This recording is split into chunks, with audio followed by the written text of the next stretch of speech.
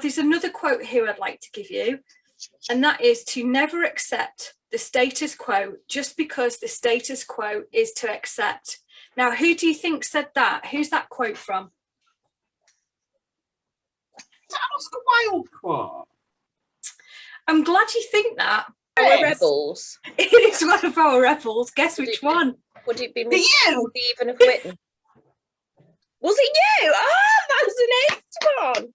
Just still alive, you know, Oscar Wilde. I just love that. It's not about raging against the status quo just because. It's about not being sucked into it, just as the Gary Snyder quote says, heedlessly and without your own thinking entering. So I was sat at the weekend watching sheep. Random thing, glass of wine, watching sheep.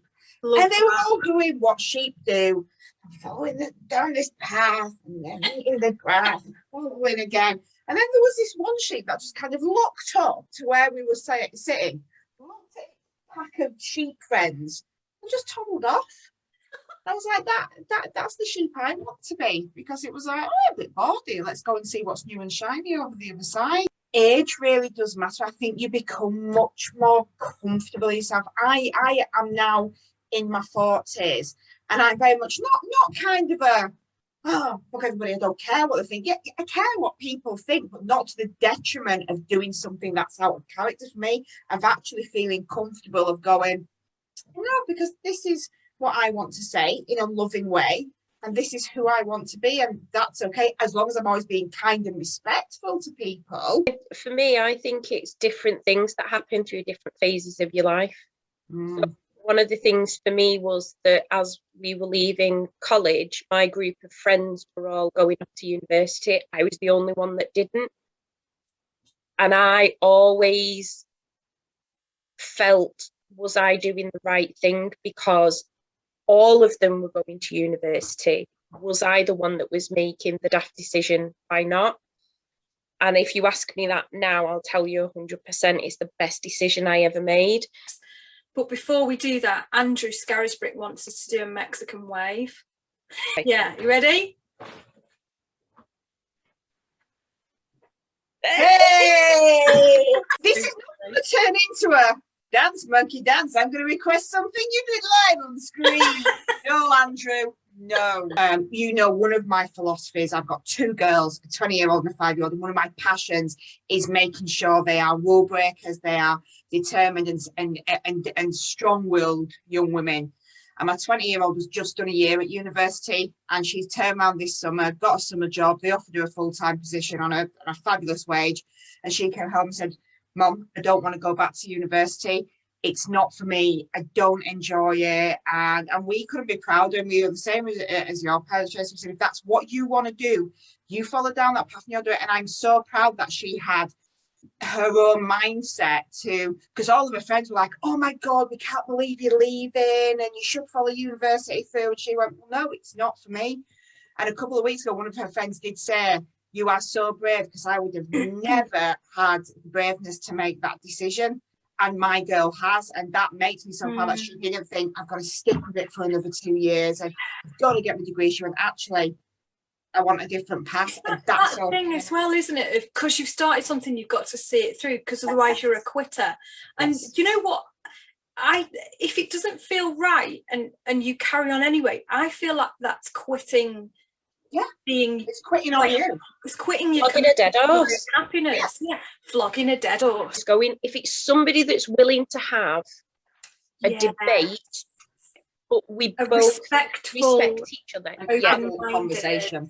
Yeah. If it's one of those people that is, no, you're wrong, and I am going to drive my point home, there's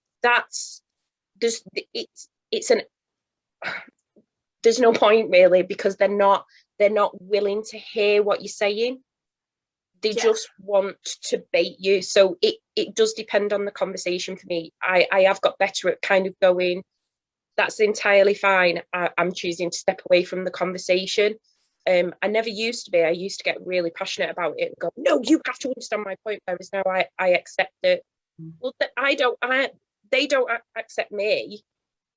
I don't have to accept them. Or likewise, I want people to accept me because of who I am, So as a result, you also have to learn to accept other people for who they are. And as a consequence of that, sometimes you have to accept that they don't agree with the way that you think. We've got some good comments in here as well. Nadia is talking about how they've, sort of learn about how their identity on the outside is potentially different to the fact that they feel non-binary inside. And I think that is, and they've put authenticity again. I think that's a really interesting link, actually, because we were talking about this in the Rebel Yell coaching call, weren't we, last week? And Nadia is saying that it feels like a real win when people are able to get their heads around the gender neutral pronouns and things like that. And I think there are still a lot of people out there who don't get that. And I I can only imagine what it's like as a gender non-conforming or non-binary person, making that choice between, do I explain to somebody and help them understand why this is so important, or do I just let live and kind of carry on and not engage in the conversation if it's people who are challenging it.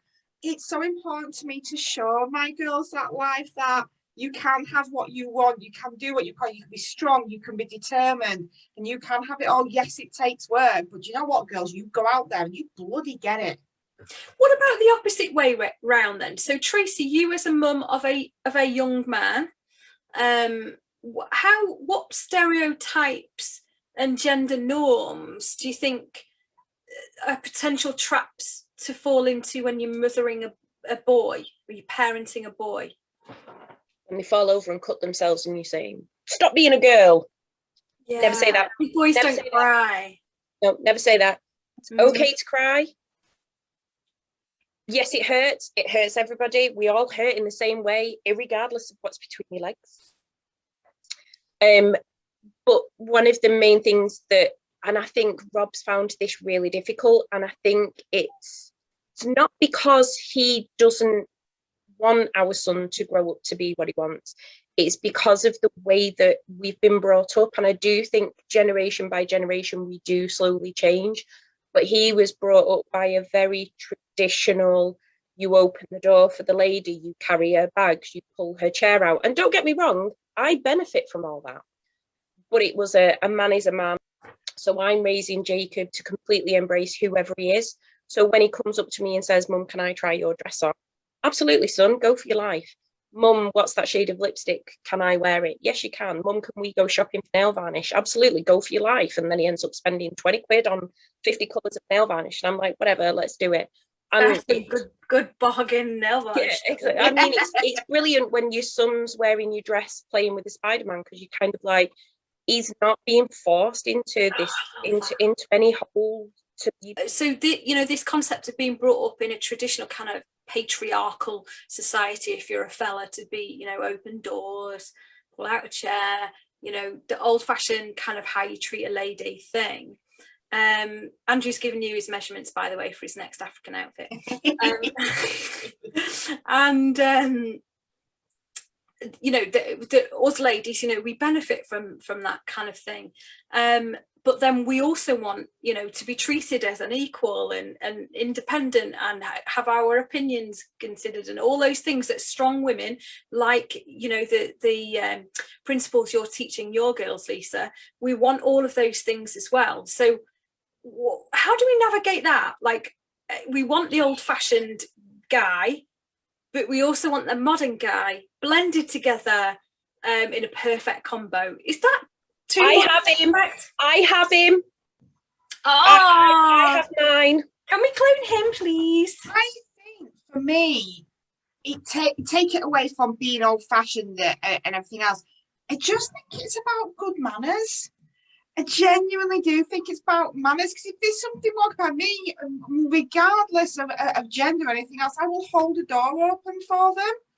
And, I think it comes down to politeness and caring. So how have we felt about the footy? I know MK would have thoughts on this, and so would Dave. But, I've been in the camp of, I don't really understand what's happening. What do we reckon about that? Do you want my view? Yes. I'm really sorry they lost, but I couldn't give a shit. Hate football, not my thing. I think it's fantastic it brought the nation together, but do you know what? We lost. It's done. We've got a great team to go to the World Cup with, but the world carried on spinning today.